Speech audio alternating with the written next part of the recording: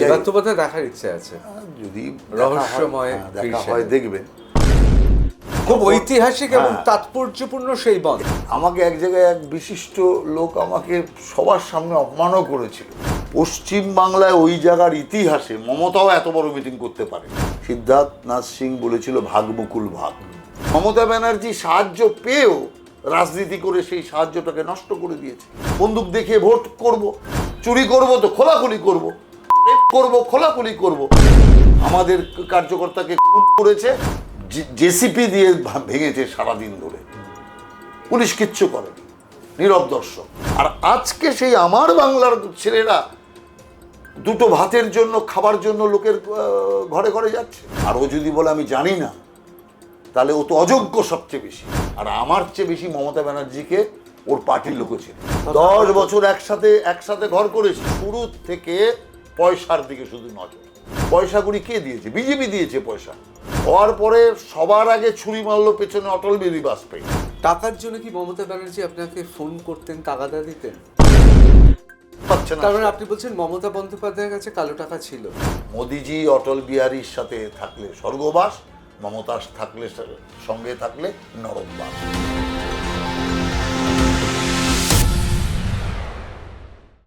নমস্কার, আমি ঋতব্রত ভট্টাচার্য। শুরু করছি টাফ টক উইথ ঋতব্রত। এমন একটা সময়, এমন একজনকে আজকে টাফ টকে পেয়েছি, সত্যি আমরা গর্বিত। কেন গর্বিত?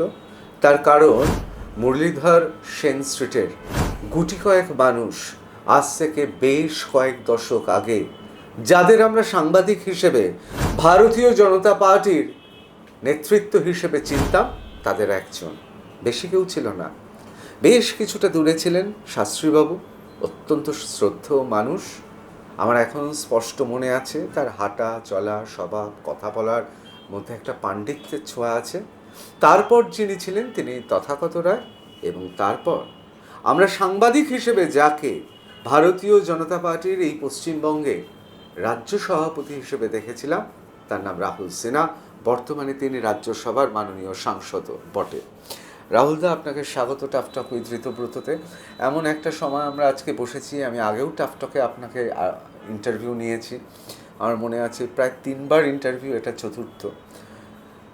কোথাও আমি প্রথম যে প্রশ্নটা করব, কোথাও একটু খেদ হয়? এখন এত লোক, এত চাকচিক্য, কিন্তু ওই মুরলীধর সেন লেনে তখন তো আপনারাই থাকতেন, নিভৃতে কাজ করে যেতেন। আজকে এত মন্ত্রী, এত মানুষ, তারা সবাই ভারতীয় জনতা পার্টি। মানে নিজের মাঝে মাঝে বিস্ময় লাগে না? মানে অটো রিক্সা থেকে শুরু করে ইউনিভার্সিটির, বিশ্ববিদ্যালয়ের প্রফেসর থেকে শুরু করে সবাই এখন গেরুয়া। দেখুন, বিষয় হচ্ছে যখন আমরা পার্টিটা করেছি তখন তো চিহ্ন চেনানো আর পার্টির নামটাকে চেনানোর কাজ করেছি। জনতা পার্টি থেকে ভারতীয় জনতা পার্টি হয়েছে। লোককে গিয়ে যখন বলতাম ভারতীয় জনতা পার্টি, তখন লোকেরা বলতো হ্যাঁ জনতা পার্টি তো। যত বোঝাচ্ছি ভারতীয় জনতা পার্টির, লোকে বলে ওই একই, ওই তো জনতা পার্টি। এই সমস্যা থেকে কাটিয়ে পার্টিকে ভিজিবিলিটির জায়গায় এনেছি। আমি যখন প্রেসিডেন্ট হলাম তখন বাংলায় বিজেপির ভোট শেয়ার 1.78%, মানে 2%-এর চেয়েও নিচে। সেই 2%-এর চেয়ে নিচে অবস্থা থেকে পার্টিকে প্রাসঙ্গিক করার কাজটা আমরা করতে পেরেছি। এবং আমি যখন ছাড়লাম তখন 2% থেকে 34% পার্টির ভোট পার্সেন্টেজ। আমরা কখনো ভাবিনি যে আমরা সরকারে চলে আসব। সবই জনগণের দান, জনগণের কৃপা। কারণ আমরা যে ভাবিনি তার পেছনে একটা কারণও আছে।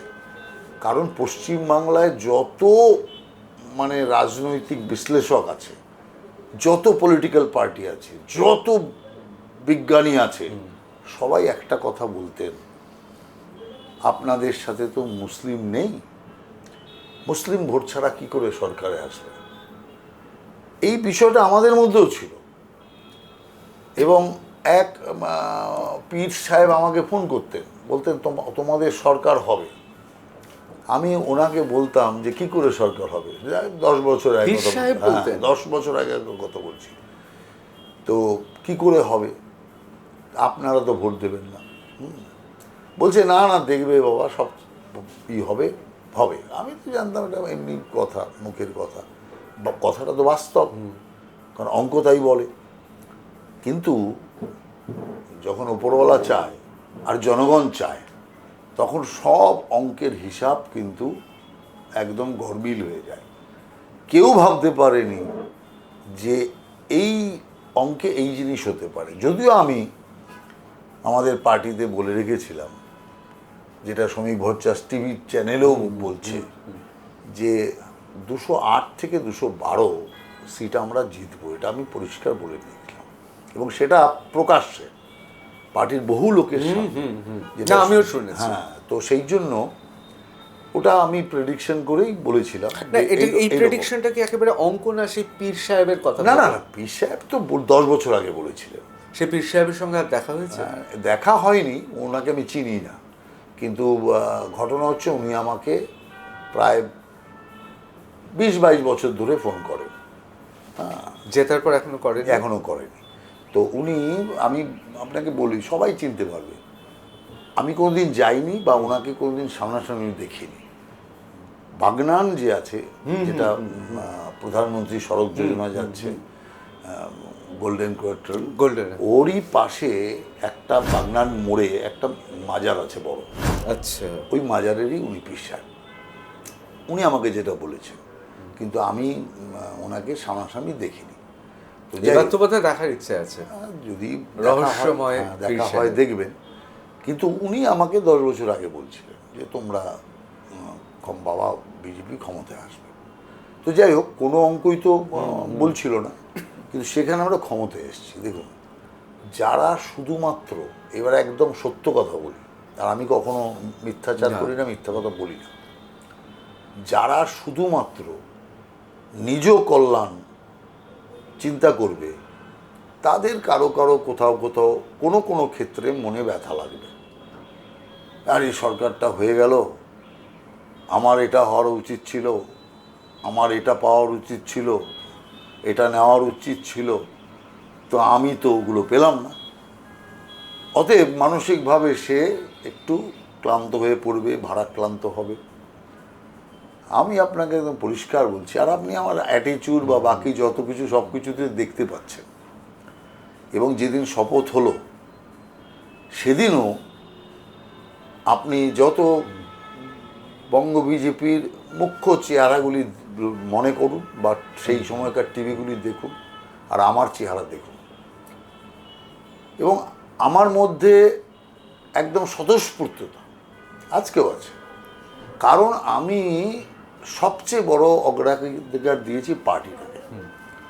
পার্টির জন্য আমার পরিবারকে কষ্ট দিয়েছি, পার্টির জন্য আমার নিজের ক্যারিয়ারকে নষ্ট করেছি, অনেক কিছু পার্টির জন্য স্যাক্রিফাইস করেছি। এবং আপনি দেখেছেন, আপনি যখন যেতেন তখন থেকে দেখেছেন যে পার্টি অফিসটাকেই, মানে লোকে ভাবতো যে পার্টি বেশি বাড়ি মনে হয়, এখানেই থাকে, এরকমভাবে। আজকেও আমি তাই। সেই জন্য যখন আমি অল ইন্ডিয়া সেক্রেটারি, তখন মিটিং ডাকতো, কোনো কাজ থাকলে আমি দিল্লিতে যেতাম, মিটিং টিটিং করে কত তাড়াতাড়ি ব্যাক করবো। আমার এখানে একটা বলার আছে, যে আমরা তো অনেক রাজনীতিবিদ দেখেছি, কেউ সিপিএম করেন, কেউ কংগ্রেস করেন, কেউ তৃণমূল কংগ্রেস করেন। এমন একটা সুন্দর অফিস যদি দিল্লিতে থাকতো, সাধারণত বাঙালি রাজনীতিবিদরা গ্যাট হয়ে সেই দিল্লির অফিসেই বসে থাকতো, নেটওয়ার্ক বাড়াতো। রাহুলবাবু, এটা একটু আফসোস হয় না, বা এটা কি কোনো স্ট্র্যাটেজি বা কৌশলগত ভুল? আমি যদি যুব অবস্থাতেই আমি কয়েকবার সুযোগ পেয়েছি অল ইন্ডিয়া রাজনীতিতে আসার, এবং অল ইন্ডিয়া জেনারেল সেক্রেটারি হওয়ার সুযোগ পেয়েছি ইউথের। কিন্তু আমি কোনোভাবেই সেটা স্বীকার করিনি। একবার তো আমি দিল্লিতে আমার পার্টি অফিসের 11 নম্বর অশোকা রোডের পাঁচিল টপকে পালিয়ে গেছি। মানে আমার নাম ফাইনাল করবেই ভেঙ্কাইয়া নাইডু, নামই বলে দিচ্ছি, উনি ফাইনাল করবেনই, উনি অল ইন্ডিয়া জেনারেল সেক্রেটারি ছিলেন বিজেপির। কিন্তু আমি তখন পাঁচিল টপকে পালিয়ে গেছি, যাতে আমার না ঘোষণা করতে পারে।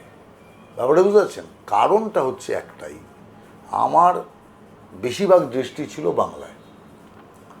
আর সব জায়গায় যখন যেতাম না, বাংলায় বিজেপি অত বাড়ছে, অতই হচ্ছে, যখন আমি প্রেসিডেন্ট ছিলাম, সেই সময় বাড়ছে, তখন তো ব্যাপক হয়ে গেল। 11 সালেই বিজেপি সরকার আসবে এমন লোকেরা বলতে শুরু করলো, তখন আমি প্রেসিডেন্ট। হ্যাঁ।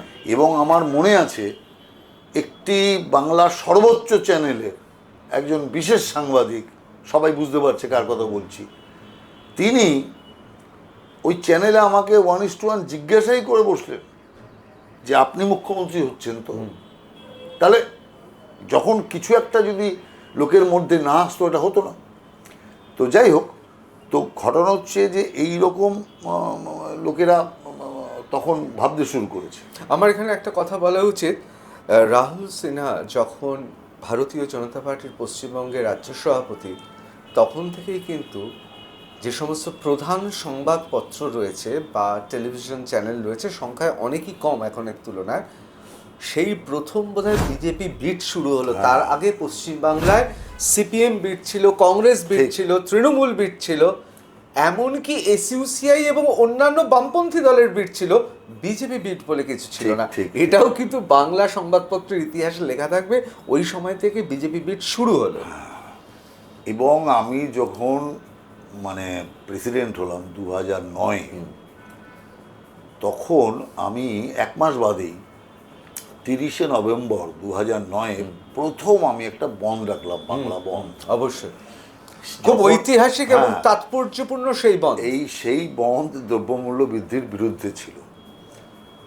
সমস্ত লোক এবং আমার পার্টির লোকরা পর্যন্ত আলোচনা করত যে এ মাথা খারাপ হয়ে গেছে, প্রেসিডেন্টের দায়িত্ব পেয়ে বিজেপি বন্ধ, আবার বাংলা বন্ধ। আমাকে এক জায়গায় এক বিশিষ্ট লোক আমাকে সবার সামনে অপমানও করেছিল। সে পরে আমার খুব ভক্ত হয়ে গেছিলো, সে আমার পার্টির নয়, কিন্তু মনে মনে পার্টিকে হয়তো সমর্থন করতো, বড় ব্যবসায়ী।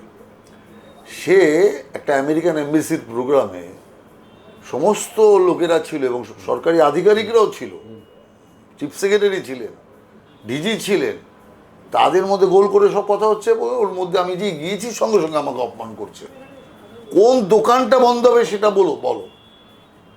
আমি সেই দোকানটাতে, আমি তাকে চিনি না, হট করে একটা বয়স্ক লোক এরকম বলছে, সেই দোকানটা আমি দেখতে যাব, কোন দোকানটা বন্ধ হবে, বাংলা বন্ধ দূরের কথা, এরকম অবস্থা।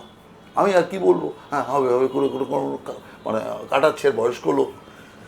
তারপরে সেই বন্ধ আনন্দবাজার পেপারে এইটুকু খবর দিত, 2 লাইন 3 লাইন আমরা খুঁজে বেড়াতাম।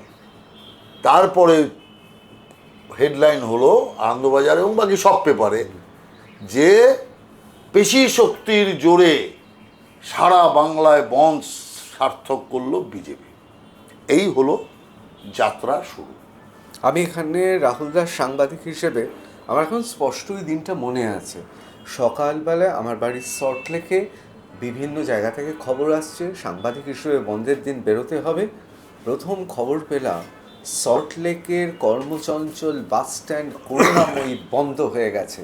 আমরা আশ্চর্য হয়ে গেলাম এবং আমরা ভাবতে শুরু করলাম নিশ্চয়ই এটা ভারতীয় জনতা পার্টি নয়, অন্য কেউ এখানে দাঁড়িয়ে পেছন থেকে সাহায্য করছে। কিন্তু আমি সাংবাদিক হিসেবে আমার অস্বীকার করার কোনো জায়গা নেই, যারা সেই সময় ভারতীয় জনতা পার্টির পতাকা ধরে টায়ার পুড়িয়ে ওই জায়গায় বন্ধ করেছিলেন, তাদের মধ্যে কেউ কেউ হয়তো এখন আর দলে নেই, কিন্তু ভারতীয় জনতা পার্টির কর্মীরা সেদিন রাস্তায় নেমেছিল এবং পশ্চিমবাংলার সাম্প্রতিক ইতিহাসে প্রথম লেখা রবে যে ভারতীয় জনতা পার্টি কোনো গণ আন্দোলন বা বন্ধ বা আত্মপ্রকাশ করলো।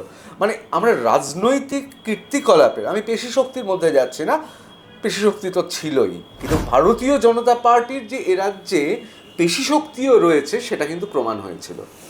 এবার 2009 গেল, 2010-এ আমরা করলাম মহাকরণ অবরোধ, 4 দিক দিয়ে মহাকরণকে ঘিরে, এবং ব্যাপক ঐতিহাসিক কার্যক্রম।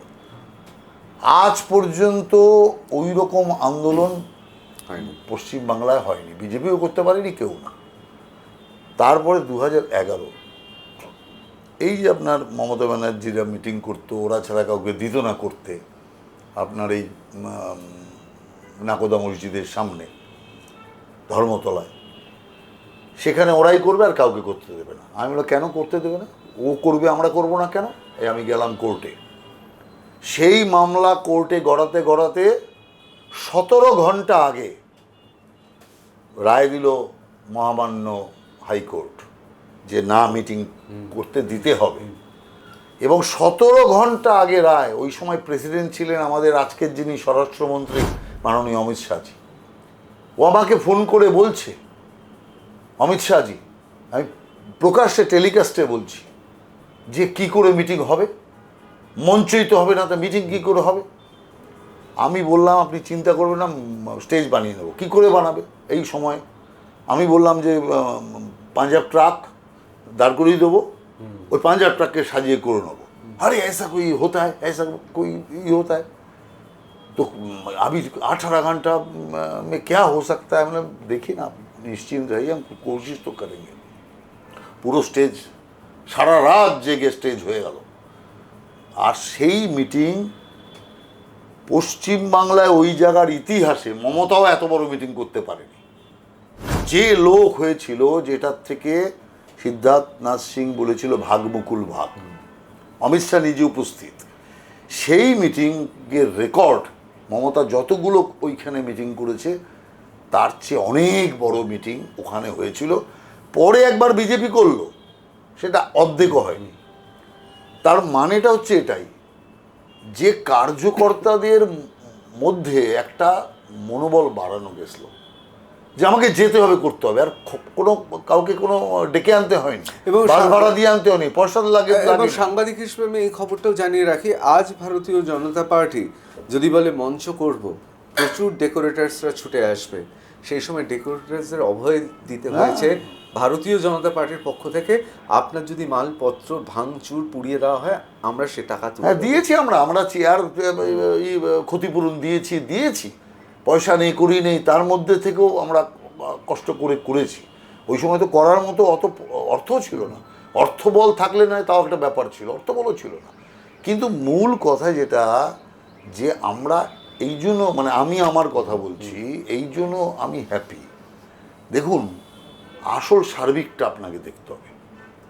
পার্টি পাওয়ারে এসছে, সকল বিজেপি কার্যকর্তারই সম্মান বেড়েছে, সকল বিজেপি কার্যকর্তার গুরুত্ব বেড়েছে। কে দায়িত্বে আছে কে দায়িত্বে নেই সেটা বড় কথা নয়, তার এলাকার লোক তো তাকে চিনছে যে না এই লোকটা বিজেপি করতো, এই লোকটা ব্যাস, সর্বত্র।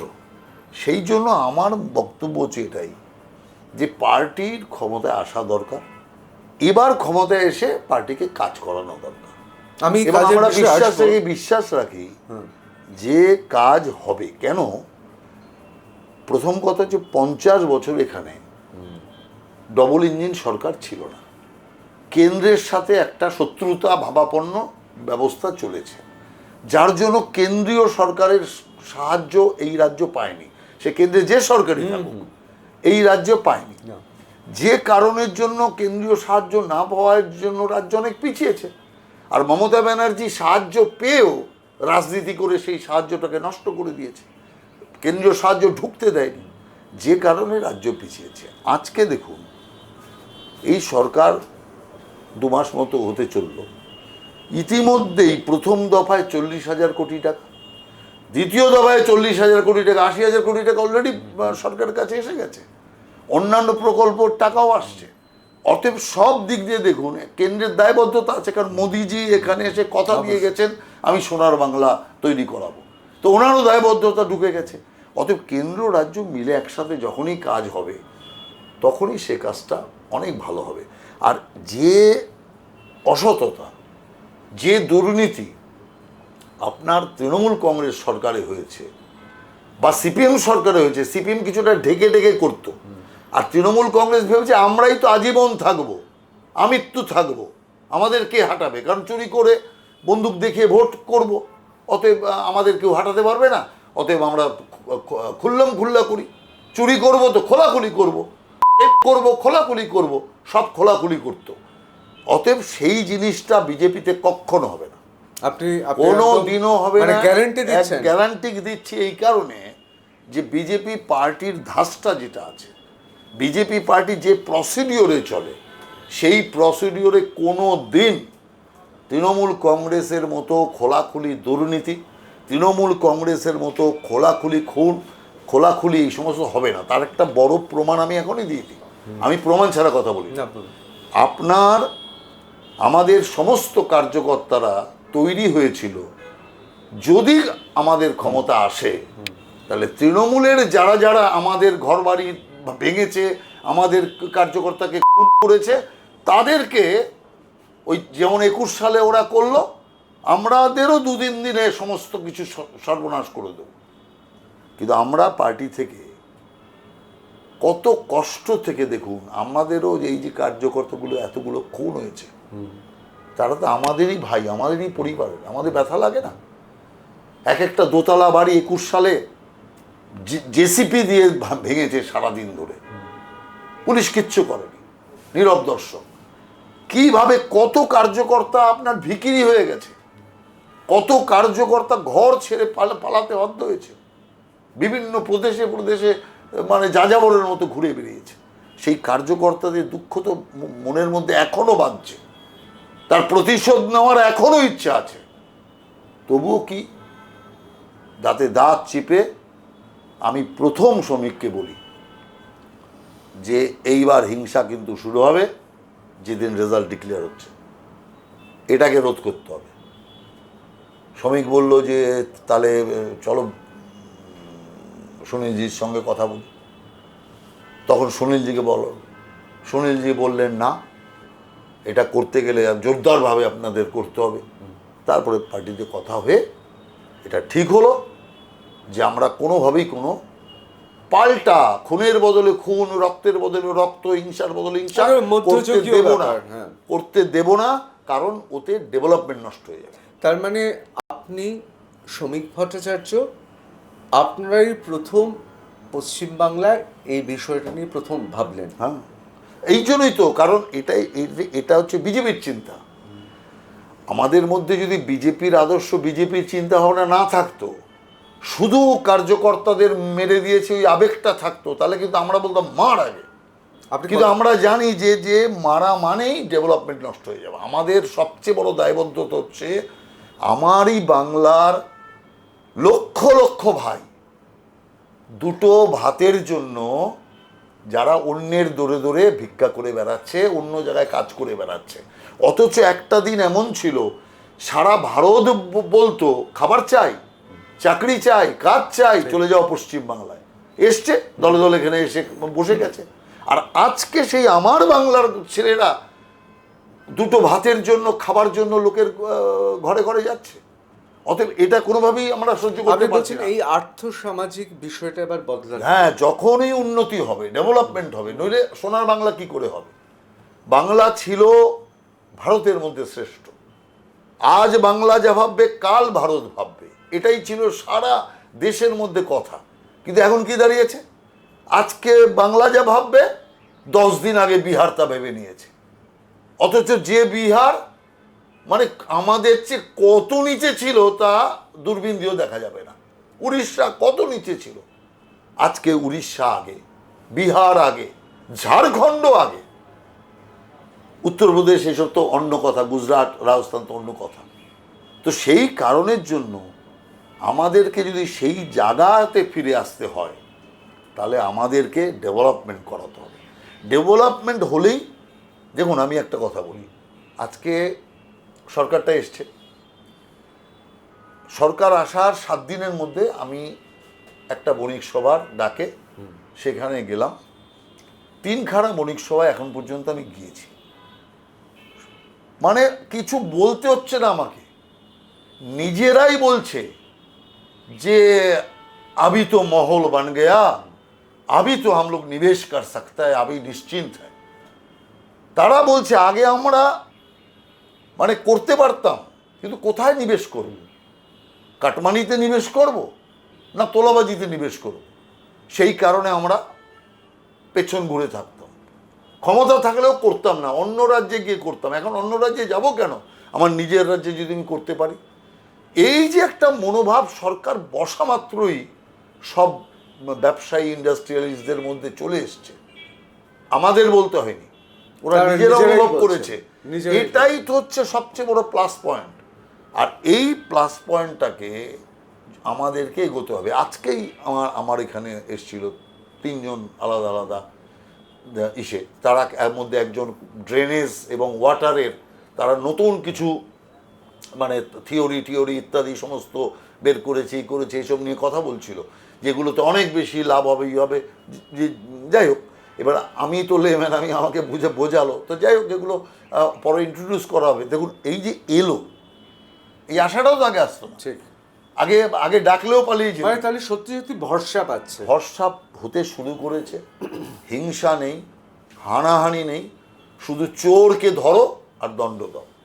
এই যে জিনিসটা, এটাকে পাবলিক দারুণভাবে এখন অ্যাকসেপ্ট করছে।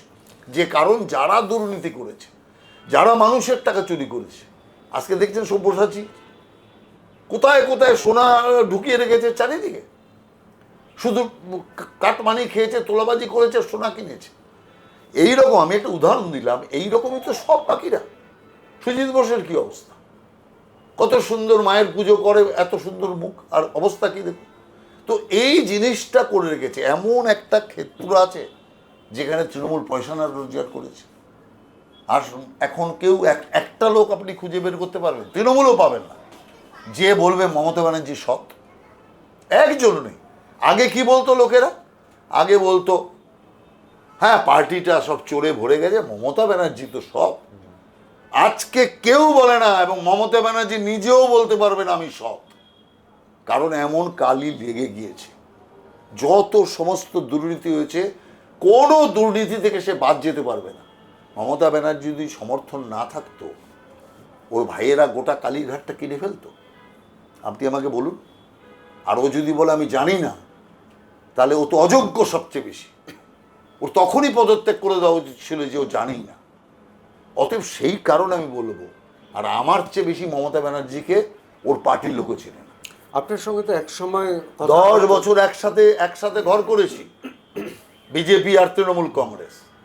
10 বছর আমি জানি। অতএব আমি রগে রগে জানি। শুরু থেকে পয়সার দিকে শুধু নজর। অতএব যার পয়সার দিকে শুরুর থেকে নজর, সে কখনো সৎ হতে পারে না। রাহুলবাবু, আপনি যেহেতু জানেন এবং আপনি সেই সময় থেকে দেখে আসছেন, এটা কি ঠিক অটল বিহারী বাজপেয়ী তারই উৎসাহে আসলে তৃণমূল কংগ্রেস গঠন করা হয়েছিল? দেখুন, তৃণমূল কংগ্রেসটা তৈরি হয়েছিল অটলজি, আদবানিজি, রাজনাথজি, তৎকালীন যারা বিজেপির নেতা, তাদের এবং আমাদের সহযোগিতায়। আমরাও তখন ছিলাম, আমি, তপন সিকদার, বিশ্বনাথ শাস্ত্রী, এরা, সুকুমার ব্যানার্জি, এরা তখন তৃণমূল কংগ্রেস হোক তার জন্য পক্ষে ছিলাম। তৃণমূল কংগ্রেস তৈরি করার জন্য সমস্ত পয়সাগুলি কে দিয়েছে? বিজেপি দিয়েছে পয়সা, অর্থাৎ তৃণমূল কংগ্রেস তৈরি করতে। আর যেই তৃণমূল কংগ্রেস হওয়ার পরে সবার আগে ছুরি মারল পেছনে অটল বিহারী বাজপেয়ীর। স্বভাবটা আপনি দেখে আসুন, সবার আগে ছুরি মারল অটল বিহারী বাজপেয়ী। আপনার অটলজি ওর মাকে গিয়ে প্রণাম করছে, ওখানে আপনি দেখবেন আনন্দবাজার পেপারে যে বড় করে ছবি, ওইখানেও আমি আছি, ঠিক আছে, প্রধানমন্ত্রী। তারপরে ঠিক ওনাকে সুযোগ বুঝিয়ে ছুরি মেরে দিল, যখন বেকায়দায় উনি, যখন দরকার ছিল ওর, তখন কিন্তু ছুরি মারলো। সেই ছুরিটা আজকে খাচ্ছে। দেখুন, যা আপনি করবেন সেই কর্ম ফিরে আসবে। বিজেপির পেছনে ছুরি মেরেছে, অটলজির পেছনে ছুরি মেরেছে, যার পেছনে ছুরি মেরেছে, আজকে দেখুন তাই ঘটছে। ফিরহাদ হাকিম পেছনে ছুরি মেরে দিয়েছে, প্রাণের ভাই অরূপ ছুরি মেরে দিয়েছে, প্রাণের ভাই চালচোর সেও ছুরি মেরে দিয়েছে। 2 বছরও বাঁচবে না, এমন অসুস্থ। আর পরের দিনই গিয়ে ওর বিরুদ্ধে পার্টিতে নাম লিখিয়ে দিয়েছে। তো ঘটনা দেখুন, কারণ যা আপনি, এটা ভগবান শ্রীকৃষ্ণের বাণী, গীতাতে বলে গেছেন, যা কর্ম করবে সেই কর্ম ফিরে আসবে। আজকে দেখুন, নইলে আপনি বলুন তো, পৃথিবীতে একটা পার্টির নাম বলুন, পৃথিবীতে 1.5 মাসের মধ্যে পার্টি কর্পূরের মতো উড়ে চলে যায়। 1.5 মাসের মধ্যে আসল তৃণমূল অন্য। আজকে তো মমতা ব্যানার্জি তৃণমূলের কেউ না, অভিষেক ব্যানার্জি তো সাসপেন্ডেড, আর মমতা ব্যানার্জি তৃণমূলের কেউ নয়, প্রতিষ্ঠাতা সেই এখন কেউ নয়। টাকার জন্য কি মমতা ব্যানার্জি আপনাকে ফোন করতেন, তাগাদা দিতেন? আমাকে হয়তো করেননি, কিন্তু ও কেন্দ্রীয় নেতাদের লাগাতার আমাদের সামনেও বলতেন টাকার কথা, শুধু টাকা কি করে হবে, আপনার চলবে কি করে, পার্টির জন্য বলেনি কখনো যে আমার জন্য, আমি সেটা বলছিও না, কিন্তু কারণ মিথ্যা ভাষণ তো আমি দেবো না, অতএব পার্টির জন্য।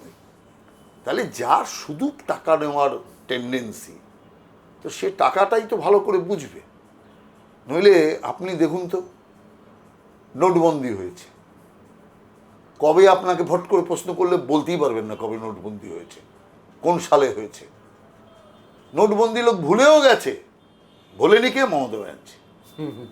সেই থেকে এক গান গেয়ে যাচ্ছে এই ইলেকশনেও পর্যন্ত, নোটবন্দি নোটবন্দি নোটবন্দি। আমি যেন বলেছিলাম কত গিয়েছে আপনি বলুন, আমরা নয় চাঁদা তুলে কিছুটা মেকআপ করার চেষ্টা করব, কিছুতেই ভুলতে পারছে না। তার মানে আপনি বলছেন মমতা বন্দ্যোপাধ্যায়ের কাছে কালো টাকা ছিল?